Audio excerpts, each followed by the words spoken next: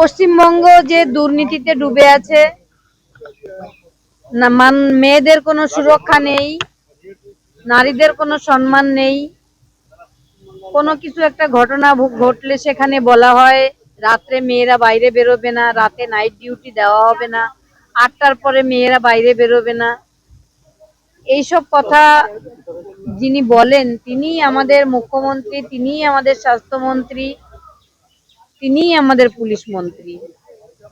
আমার এটাই দাবি যে সবাই ভয় না পেয়ে সবার নিজেদের অধিকারগুলো সম্বন্ধে সচেতন হও এবং অধিকারগুলো ছিনিয়ে নেওয়ার লড়াই। আমি কোনো মেসেজ দিতে চাই না।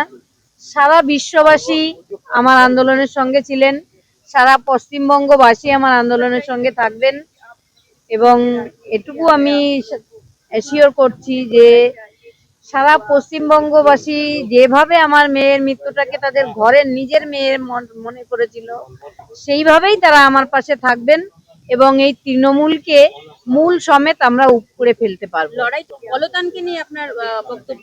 ও আমার ছেলের মতো, ও আন্দোলন করেছে, ওর বিরুদ্ধে আমি কিচ্ছু বলবো না। পানিহাটির মানুষকে আলাদা করে কিছু বলতে চান? হ্যাঁ, পানিহাটিবাসীকে বলবো আপনারাই জিতবেন, আপনারাই আসুন আমার সঙ্গে, আপনারাই জিতবেন। এটা পানিহাটিবাসীর জয় হবে। পানিহাটিবাসী যেটা ভয়ে চুপ করিয়ে রাখা হয়, যে মুখ্যমন্ত্রী একটা থ্রেট কালচার চালান, সেই থ্রেট কালচারের একটা অংশ যেটা একটা ফ্যামিলি, সেই ফ্যামিলি পুরো পানিহাটিটাকে ধ্বংস করে রেখেছে। নর্দমা, ঘোষ ফ্যামিলি, হ্যাঁ,